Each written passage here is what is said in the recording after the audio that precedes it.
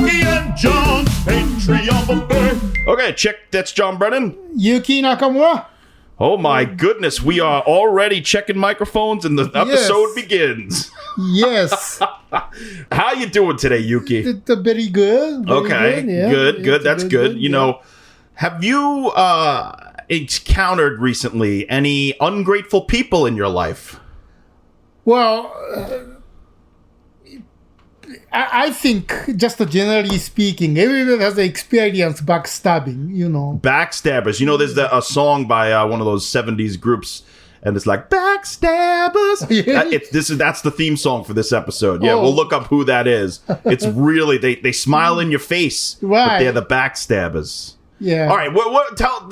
Just in general, do you remember a situation without saying names? Because we don't want to like really disparage the people. We just want to kind of bring up in general the concept of ungrateful people, and then give sort of examples from our life where we're more general about it. Well, you know, if he's famous, I don't mind naming him. So you have a famous backstabber? No. If he's famous, so since he's small people, I don't need to mention his name. because if you mention an ungrateful person's name, that would only give them like good publicity. Right. All publicity is good publicity, even if it's bad. Yeah. So since he's a small person, I don't need to mention his name even. Because that would be helping him. An ungrateful fucking son of a bitch. Okay. He's just a son of a bitch and backstabbed me. So Oh, I love it. Okay. So tell me in general, because I have a few. Oh my God, really? Yeah. But this one, I don't have so many, but this one was worst one in my, you know. All right, ungrateful people. Here we go, people. Welcome to Yuki and John's podcast buffet, and today's topic is ungrateful motherfucking pieces of shit. Yes. Right? Yeah, fuck them. All right, here we go. Yuki's ungrateful person number one. Okay, so I had this lead guy. You know, lead guy is art department. He drives truck and, you know, moving around the furniture, set dressing. That was one movie. After that, I had another movie. So that was low budget. So instead of, doing same thing, I said, okay, I'm sorry, I can't pay you enough. But instead of lead, I give you art director credit. Okay. So, you know, he was you're helping the guy out, right? Right. You're being a good person. You're being a generous. Right. Instead of pay, he agreed, okay, if you give me art department credit, I don't mind this rate. Yeah. So we did the one, you know, independent low budget movie. I was a production designer. I didn't need art director. But, you know, instead of whatever he was doing, I just gave him art director credit. Okay. And then, of course, he put his resume as an art director. Sure. I mean, if he got the credit, he could go on his resume, even if he didn't do the full job, whatever. Plus, he used the photo of my set, my design, attached to his art director credit. Oh, so that's where it becomes a backstab? Yes. Then, somehow he got production designer job. He fooled this producer. So when he with your work, with my work.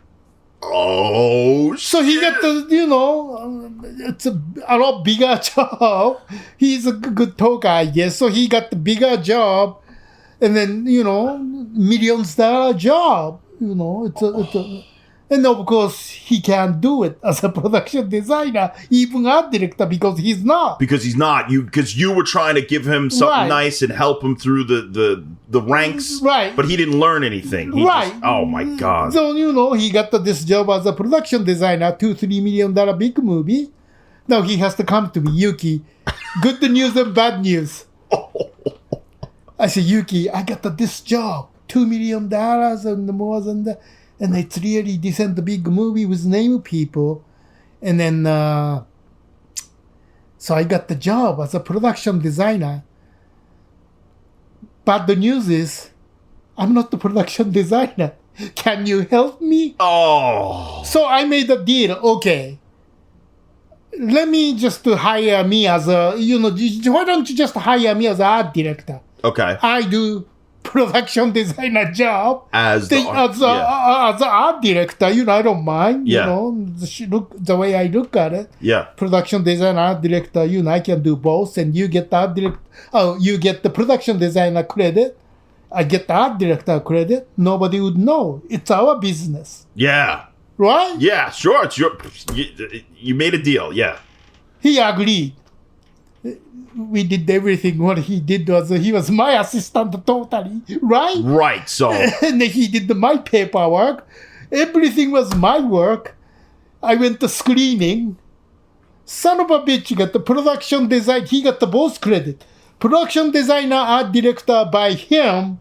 And then I got the set decorator credit. I said, what is this? It's different. Like, Yuki, well, I'm sorry, I didn't plan this way. They just did, son of a bitch. But wait, so this is getting deeper into worse territory because, he screwed you, this piece of shit. But didn't the producers notice that you were doing all the work? First of all, he fooled the producer. She didn't know anything about the art department. So there's the one moment, there's the big wedding scene. I was there, conducting the old art department. He was standing, and then producer came.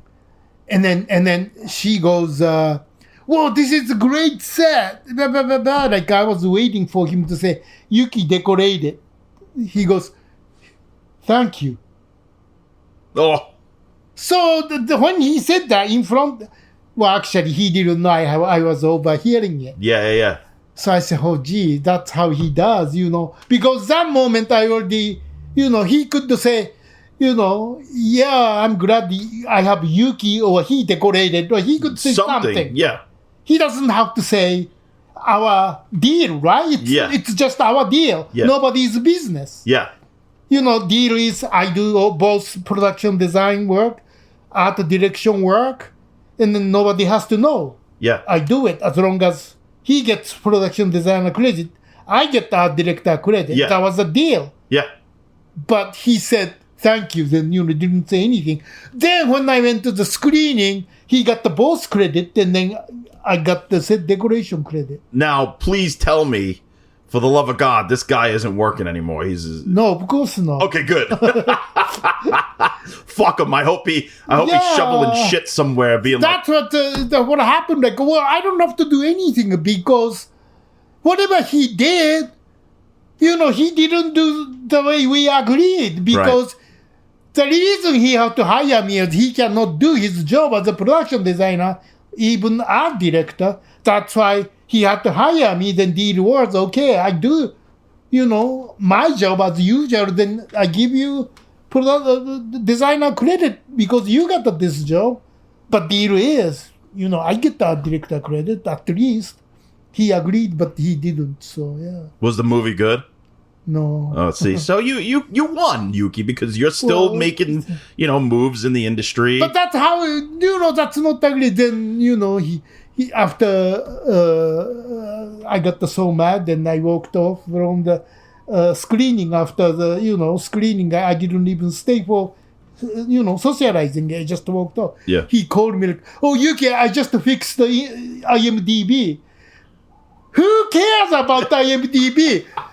The movie already says, credit, and then you change IMDb. Doesn't mean shit because everybody can change IMDb. Yeah, I can go in and say that I, production designed the Gremlins or something, and it'll be there for 2 days. So that was the last time I talked to him. Oh, good, man. Fuck that shit. I'm so tired of people, right? Like, people... In a lot of ways, the more that I'm not going to speak for other people. I'm going to speak for me. The more that I actually deal with people and strangers and even my own extended family members are fucking pieces of shit. Like, there are so many goddamn pieces of garbage out there that it's almost disheartening. Like, I don't want to socialize. I don't want to know anyone. I don't want to talk to anyone. I literally just want to stay on my fucking couch and watch movies and be happy. Right. I mean, do you remember? Wait. But we should. Wait. Oh, I'm sorry. Yes, I do remember, but we shouldn't get into mad specifics only because some people maybe they can grow. Maybe that was a learning experience for that person, right? Like maybe after we put the fear of God in them about how horrible they actually were, because okay, so we'll get into a very general thing. We won't say what it was, but I feel that there was one person who came onto a thing that Yuki and I were working on, and that person wanted to walk in and literally just, I know I keep saying literally, but they thought that they got their chance being like a low-level PA, you know, like starting from the ground up, and they thought that like making 2 or 3 moves, they'd be running the show. Right? But I mean, lowest, you're a PA. I'm not disrespecting the PA. No, PA is fine. I mean, when I say low level, I mean that is the lowest level on a you set. Start, you're beginning, right? That's how you start. You start from the bottom and you build up. Maybe, you know, first show or second show, so you're not experienced. You learn. Then why this person telling a production designer or director, no, I don't get it. Not even just no, like telling you where you have to meet him somewhere instead of him coming to you. Like I remember there was a part where they had something that you needed, and he was like, okay, come meet me, blah, blah, blah. And you were like, no. I'm the production designer. I have so much work to do. Yeah. You are the PA. You come and meet me. Yeah. You come to me. You don't have as many I can't believe he told me to, why don't you come to my room? Like, what? What? Yeah, are you my boss? Like, you know, there is such a thing as set protocol. There absolutely is. And I'm not saying that you're supposed to abuse PAs and things like that, but there is a hierarchy, and the whole idea of a PA is to be a production assistant. Right. You're assisting the production, so that means that you're assisting the department heads. Right. So when something needs to be done and they ask you to do it, you shouldn't say, okay, do it my way. No. You have to do it the way that the show or the movie is in place, right? Also, it shouldn't be under any direction from those people because they don't understand what goes into your job, right? Yeah. Like, I mean, there is a protocol, like, you know, you have to know who is who, and then if you got something I need, don't tell me to get it. No, you bring it to me, right? Right, 100%. And same thing with, it's really bad, usually, if your responsibilities have been laid out for you really in advance, like weeks in advance before you even step on set. And then as soon as you step on set, everything that you're asked to do, say, oh, I can't do that because the other person told me I have to do this. No, the PA is supposed to figure out how to do all those things as much as they can. And if there is something that's really pressing, that has to be addressed up front, not when things need to get done. You know what I mean? Like, so, for instance, there was a pickup that had to be done that was known for weeks. Like, we knew that we had to do this pickup, and then suddenly that morning it's like, oh, no, somebody told me I have to do something else. No, somebody didn't tell you have to do something else. You chose to do that other thing because it's easier, and now you're leaving me in the lurch, so I have to go do it while I have 7 other things to do. You tell that person who told you that you have something to do, you say, no, I have something to do that somebody told me, like John Brennan. And then you don't go eat fucking sausage and breakfast while I'm doing your work. So that's one ungrateful situation. Even before that, okay, those are like they already have a job. But there's one time when I was interviewing, auto PA. First thing is, I don't carry anything. Like, what? I don't carry anything? That was their, like... The first thing, like, well, then I can hire you. Do you know what are you applying the job? Well, this is the art department. Right, that's what doesn't make sense to me a lot of times is people apply for these jobs, and when you tell them what they are, the jobs, they say, oh, I don't do that. Well, okay, well, then don't do the job. Like, do the job, then you can't get hired. And then people will say, oh, that's discrimination. No, it's not discrimination. If you can't do the actual job that we need you to do, then you're not hired. It's that simple. Because if you tell me I'm not carrying a 50-pound bag, then I can hire you because I need the people. That's what you need to get done. That's the job. That's the job. The job. Okay, I feel like in this day and age, a lot of people want to get hired and do nothing. I've seen it. There are people who are so lazy that all they want to do is talk their way into a job and then do the absolute minimum. I know you're not like that, Yuki. I've seen you work, and you're a hard worker. You are. Oh, thank you. And even if sometimes everything doesn't go perfectly according to plan, you are a organized, hard worker who will get it done, and if it's wrong, you fix it. Right. I'm the same way. I've always been that way, even when I was a kid. Like, I got my first job at 16, and I tried to do the best I could at stocking the dairy section at a grocery store, you know? I didn't want to, but the only time that I kind of got upset was when they wouldn't give me my day off that I deserved and I put in for weeks in advance. So, fuck that shit, I quit.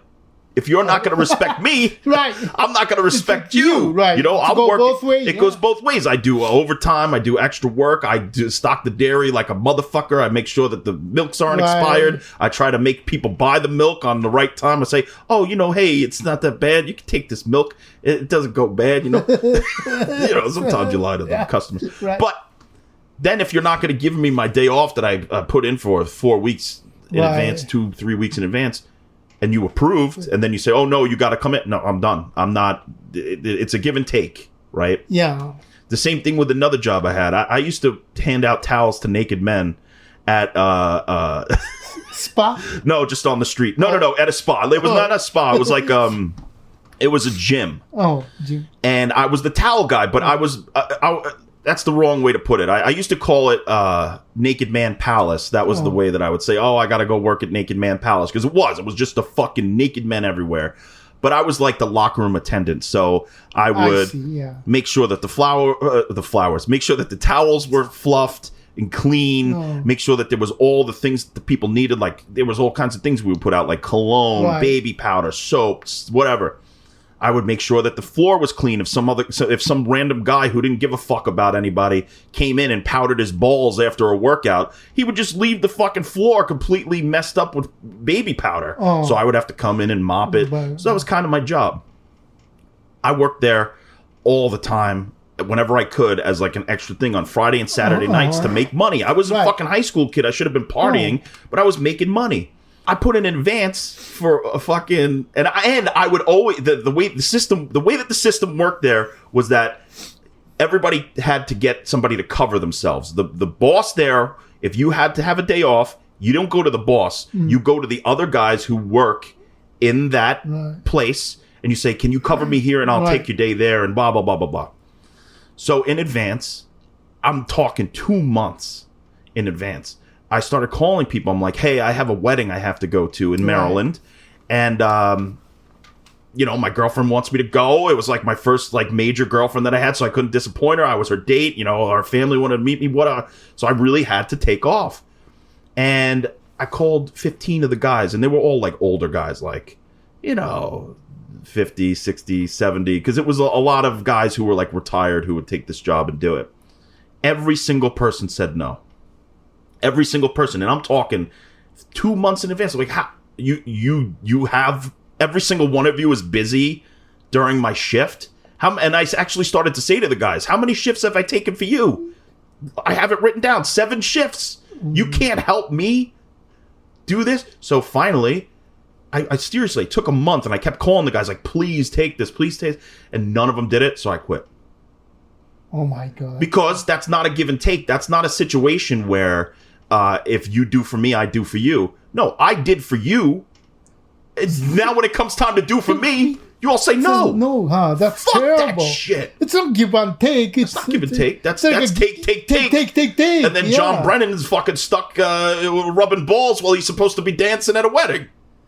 Jesus, that's terrible. No, see, that's what I mean about ungrateful people. Like, I like I said, you're a hard worker. I'm a hard worker. We go into any situation, whether we're the lowest level employee to the highest level employee, and we try to do the greatest job that we possibly can and help people's dreams come true. Right? Would you say that that's part of your job, is to make other people's dreams come true? Because I see the both way. I help you, you help me. Yeah. I scratch your back, you scratch my back. Right. Exactly. So, you know, sometimes have you ever met, like, say, a director or a producer or something who, like, when it came time for them to help you, they just didn't do it, you know? Like, you know, because you're sitting there getting their vision on screen. You're collaborating with them. You're doing it. And even though you're getting paid, sometimes the pay the low pay isn't enough because they say, oh, I'll help you down the line. I'll get you that extra job. I'll do that extra thing. You know what I'm saying? And they don't do it. What is that? Why do people renege on all these fucking promises? I really don't get it. Like, I'm doing my job. Sometimes, I can't do by myself, my job art department. I always need, help, right? Twice, director, producer told me, it's not my problem. Can you believe that? It's not my problem. It's your movie. If I don't have help, then I can't do my job. Means you don't have set to. See, that attitude doesn't make any sense to me. It's not their problem, but it is because it's their movie. Don't they want their movie to go well and smooth? I know. Both of them are not my friends anymore. But there you go. Kick them out of your life. Yeah. Well, let's get more personal. Like, have you ever had a person that you trust in your actual life betray you? And you don't have to get, like, really, really specific. Well, that was once, he had a small company. And then I thought you were going to say small penis. But, but sometimes, if you have a company, you pay first. Then when you have a product, then you get the money back. But if you're too small, it's not like a big company. Then you can maybe handle couple $1 million. Okay, pay it. Then spend a couple $1 million. Then you put the 10-15%. Then you just send the invoice. Mm-hmm. Then you get the money back. So you make couple $100,000. Sure. But if you're too small, okay, you can handle a couple $1 million. Then maybe couple $100,000. But if you're too small, then the friend of mine, he has a small production company. I keep thinking you're going to say small penis, but keep going. Small. It's really small. Then, he really having hard time. Fucking small. This guy's penis is so small. The project is about a couple $100,000 project. Yeah. And then he really having a hard time to put that kind of money. He goes, Yuki, well, I need you to. So that wasn't the art department, like a production coordinator. Okay. It's like some traveling show, TV show in Mexico. Right. That was in November. He goes, hey, Yuki, well, I can't pay you until February. Because he didn't have money, right? Yeah. So I said, well, hey, it's November, right? So, hey, Christmas and New Year's next month. If you pay me in the February, I cannot do this. And then that time I had a Roger Corman movie. Oh. And then it's, low budget, but it's Roger Corman, so... I didn't know you worked with Roger Corman. Okay, we're going to have to talk about that. But I'm going to write that down, but keep going. I didn't do it. Oh, you didn't do it? Because, he was my friend, so big, well, please, then he agreed. Okay, I pay you. No, not the February. Yeah. I pay you next month. Oh. So I agree, right? Yeah. So I turned on the Corman movie, and then I did it. What he wanted you to do, your so-called friend. Yeah. End of the show, he goes, "Oh, Yuki, well, you didn't do a good job this time, so I can't pay you until February." So he, so he fucking tricked you. Yeah. What? Oh my God. He's not my friend anymore. Good. Right? Because he agreed. Okay, I pay you since you're my friend. Even though low budget, Corman movie was about 10 times more pay. Because he is my friend, so I say, okay, turn down the movie job, I help you. Yeah. This traveling movie. The reason he screwed me over, if he does that to anybody, he goes, oh, this company screwed me over, words goes fast. He can probably, small world. Everyone say, oh, this company screwed the, production coordinator, don't work with it. He have to do that to me because Yuki is my friend. If I fuck him over, it's okay. Because if he fuck over somebody, some coordinator, then word gets out. Right. So he picked me so to he picked you because you were supposedly friends. Friends, yeah. So that's even worse. That was somebody who betrayed you not only in business, but at the same time as a friend. We're like family friend. Holy my family shit. knew him and his family knew me. You know how disgusting people are? Like Yuki, I the reason why I liked you from the very beginning is because there was like just fucking complete and utter truth in the way that you carried yourself and your eyes and your speech and everything like you were doing. Like I almost feel like there's no filter for you, and you would rather have the truth hurt than to lie to somebody to make them feel good. Like, that's the truth. You are very truthful. But sometimes people can't handle it. Like, I have a lot of performer friends and, everybody bullshit. Like, we go see the show. After the show, that was a great show. Then he goes away and show sucks. Yeah. Why don't you say it? I wanted to say, how one time, he has a name actor now, but one time, when he started doing, he thought I was going to say great. I said, don't overact, just to be natural. Yeah. And then he said, oh, Yuki, you are ignorant and rude. He was pissed. 2 years later, some famous actor, told him, hey, don't act. You be natural. Exact my word. He goes, I get the best advice ever. Like, look, fuck you. I told you same thing 2 years ago. That's because I'm not famous. I'm a rude and then ignorant. Some famous people tells you it's the best advice you ever got. So he's not my friend anymore. But amazing. He's famous now. He's a big guy. Yeah, I know who it is, but we won't say names. Yeah. The thing is, like, I feel that's...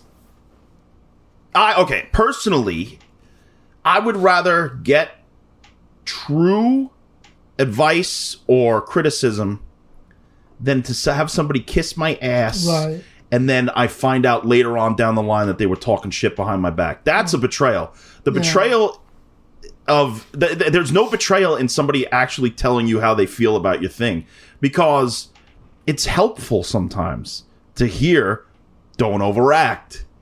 Right? Because that person went on to have a big career, and probably half the reason is because they stopped overacting. Right. Right?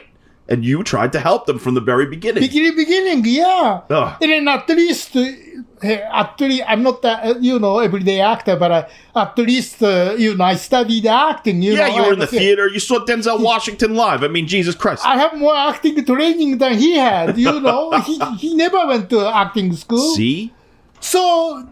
But, he couldn't handle it. Suddenly, I gave him a good advice. But since I'm not famous, I'm a rude and ignorant. There's an old story about Orson Welles, and this is like one of the greatest things because it's not true nor false. He said something to a guy once. Orson Welles went to... I'm paraphrasing. I might get this story wrong, but the idea is there. He went to this guy's movie premiere, Orson Welles, and it was a bad movie.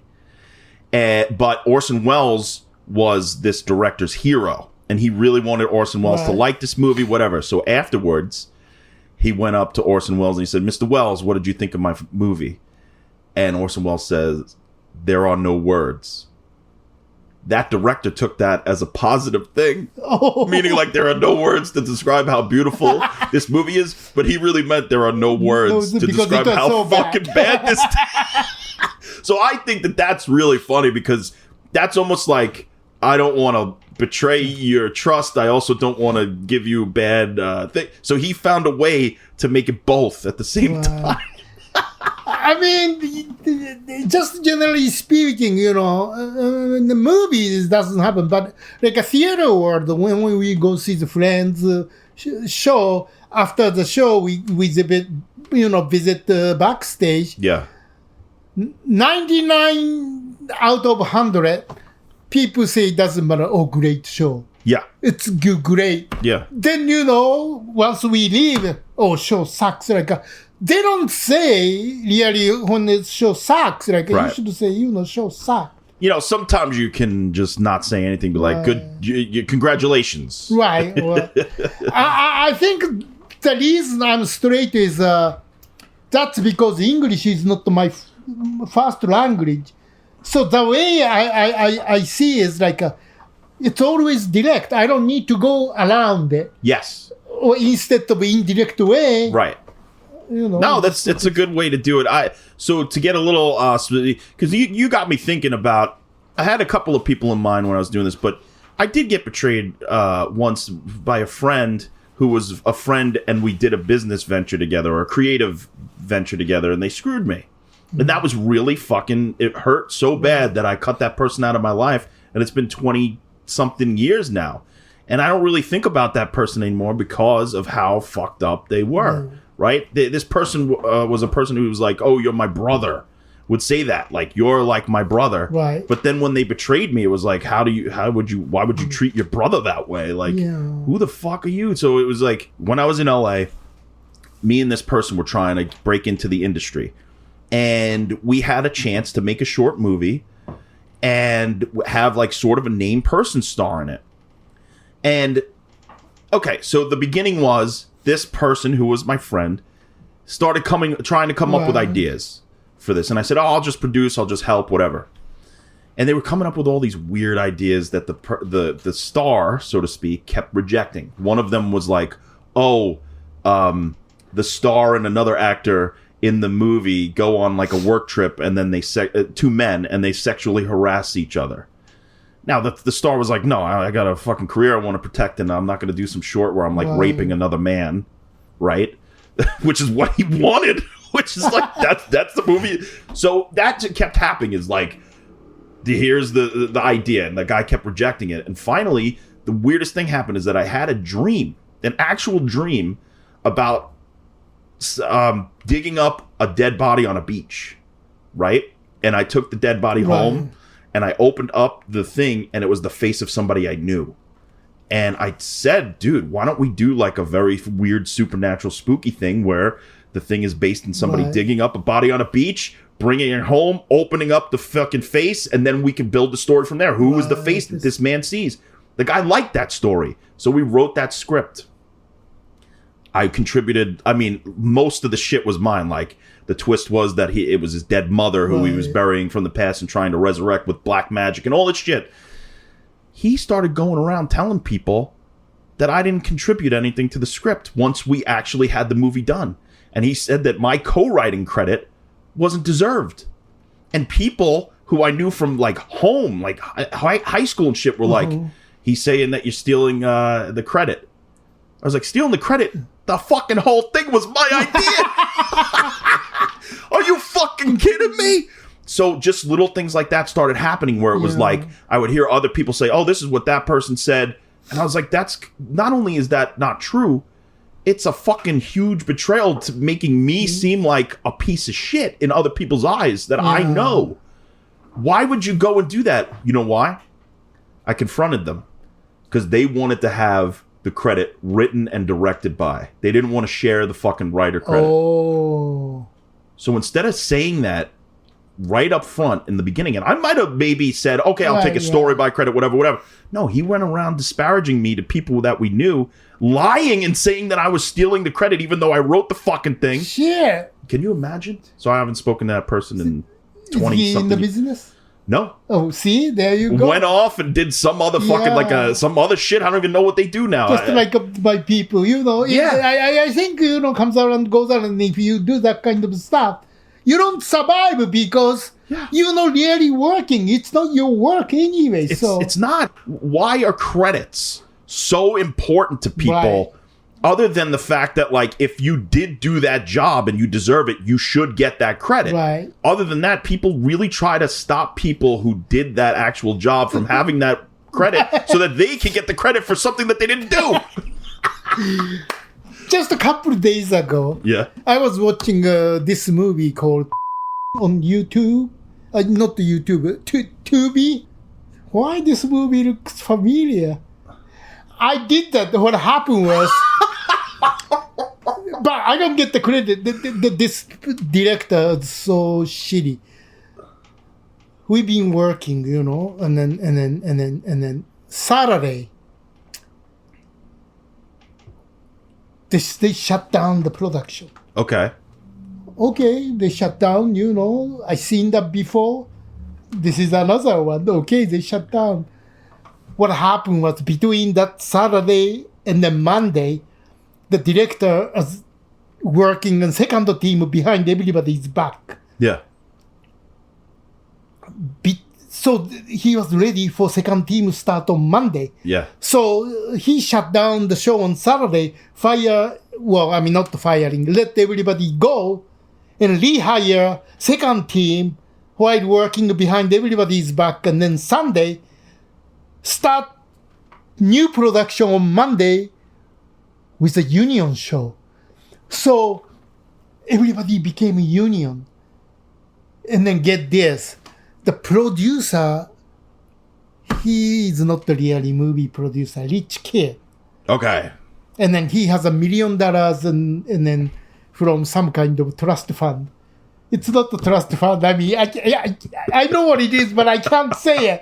So people... Yeah. We get the idea. Right. So he had the money, but he's kind of, rich, spoiled kid. Yeah, he doesn't really know how the practical solutions and the ways he that was signing every paper in front of his desk, right? Sure. Including pay 1.5 to director, and then including, all the team goes in Saturday, the new team start in the Monday. Oh, so he wrote it down. Oh, okay. But he didn't read it. He signed He just signed it. So, shut down everything in Saturday. So I did the old prep, right? Yeah. That's why, look, this movie looks so familiar, but why everybody's name is not the new team? Because the new team starts on Monday as a union crew. So that's it's not individually screw over. Screwed a lot of people, yeah. Yeah, screwed lots of people, but some people do that. So he made this shitty movie. And he got the, 1.5 million. Wow. And now it's on Tubi. Tubi, yeah. Holy shit. That's funny that you were watching something, you're like, wait a second, I think I worked on this one. So I did this one show, and I was very generous with my time. Very generous. I mean, extremely generous. And I did it multiple times, right? So that person started asking me for, contacts of people that I work with, right?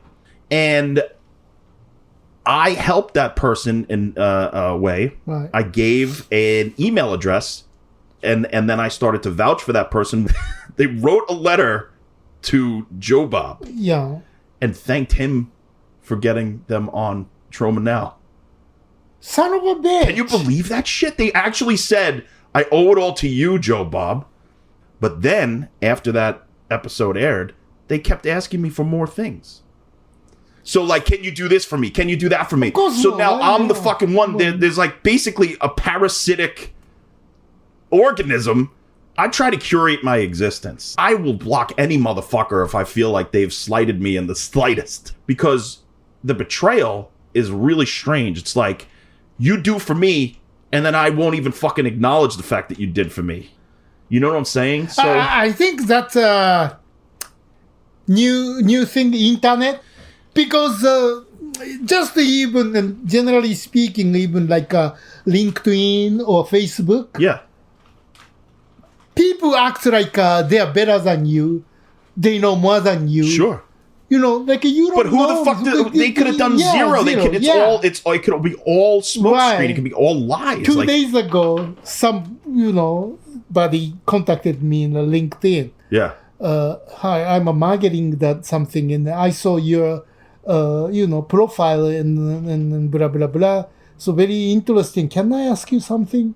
So I said, sure, go ahead. Yeah. So we connected. And then I thought she was going to ask me, about the marketing or what I do. Then, in fact, I said, what I do is really nothing to do with marketing. Right. So what do you want to ask? The next day, blah, blah, blah. What are you doing? How are you doing? And I said, look, I don't socialize with the stranger. We just connected yesterday. I don't know you. You don't know me. And then instead of asking, about something, because you said I'm a marketing director, I want to ask you something, and why are you socializing me? I don't socialize with strangers. What am I supposed to tell you? Yeah. I have no reason to tell you how am I doing this today to strangers. Yeah. She goes, oh, you are rude. And suddenly, It's like, what the fuck? Yeah, what the fuck, man? Like, I really feel like I would say 85% of the shit on the internet is a scam. Like, even people who seem like they are doing something, half the time that they're hitting you up on the internet, they want something from you. That's all it is. Because every time I get this, so when I said that, unless I meet you, real friend, I'm not gonna, socialize every day. What do you mean? How are you doing? Like, I'm not gonna talk to you every day. Yeah, you have an offer or you don't have an offer. That's it. I don't want to fucking tell you how my fucking day was. So if you wanna talk to me like a friend, well, why don't we have a coffee? Well, that's really dangerous, Yuki, because then all of a sudden, thing is, 10 out of 10 times they disconnect me. The moment I ask, like, hey, why don't we have a coffee this weekend? They always go away. So then I know all of them are fake. Right. No, there's a bunch of fake motherfuckers out there. And I'll even go further. There's a bunch of parasites. That's what it is. Because you get into a situation, right? Mm-hmm. You and I, what we do is we insert ourselves into a situation. We work as hard as we possibly can, do a great job, and then they want to suck our fucking energy like parasites and use our contacts to just all of a sudden be in the fucking top tier. I'm done. Nobody else that I sniff a parasitic scent on you. We're done. We're done. And it's that simple. And you could go around telling other people, because I know that, I know people talk. You could go around making all the lies that you want. But if it comes down to a thing where it becomes public, I challenge you motherfuckers to a public debate, and I will bust your ass like a lawyer and fuck your whole system. Okay? So anybody who wants to fucking come at me, I challenge you to a goddamn cocksucking public debate, and I will fuck you up like Johnny Cochran did. I'll get OJ off as well, all right? So anyway, that's Ungrateful People. Oh, by the way, you have to cut that. Oh, cut that? Well, because if we say the thing a beep, we'll beep the movie name. Right, and then Tubi. Oh, you want to beep Tubi? But Tubi's so general. There's thousands of movies on Tubi. Okay, well then, but the movie title and then... Okay, we'll beep, but we'll leave in Tubi. Tubi, yes. Tubi. Don't come and suck off of us for no fucking reason. We don't backstab, so... Yeah, we don't... Oh, by the way, that song, Backstabbers, it's from 1972 by the band The OJs. Ooh. It's a great song. So everybody look up Backstabbers by the OJs. And I have so many more stories about ungrateful people. Maybe we'll do a part 2 of this one day. Let's see how people react to this, and then we'll fucking go at them. Yeah, and then because we're starting some fights here, but those people don't matter. Fuck those people. Like all they're doing is sucking off of our bullshit, and then telling people that we're the assholes. Right. Fuck it. All right. Anyway, this is Yuki and John's Patreon, no podcast buffet. Okay. We also have a Patreon. Oh. Did you forget? That's right. He forgot. Yuki forgot, but we do all kinds of shows on there. Yuki Reacts, Are Yuki Hungry Tonight, The Universe and Human Stupidity, Out to Lunch with Liz and Yuki. They have their own podcast. There's a lot going on. Lots going on, yeah. We also rebooted the Escalator Pitch, which is a thing that I did in 2019 with Josh Stifter, who is also a great filmmaker. Go look him up. And we talk about movies, unmade screenplays, all kinds of stuff. And we do our own pitches. I pitch movies on there. One of them was Rosemary's Toddler. Oh. I would like to make a movie called Rosemary's Toddler where like the little toddler shits brimstone, and it'd be really fun. Okay. Anyway, we thank you guys so much for joining us. And this was not directed at any of the grateful people. Anybody who's been really good to us. You know who you are, who's awesome, and you know who you are, who sucks. So the people who suck, leave us alone, and the people who are awesome, keep coming at us, and we'll give you the good things like Yuki Smile. Yep. Yuki and John's Patreon buffet.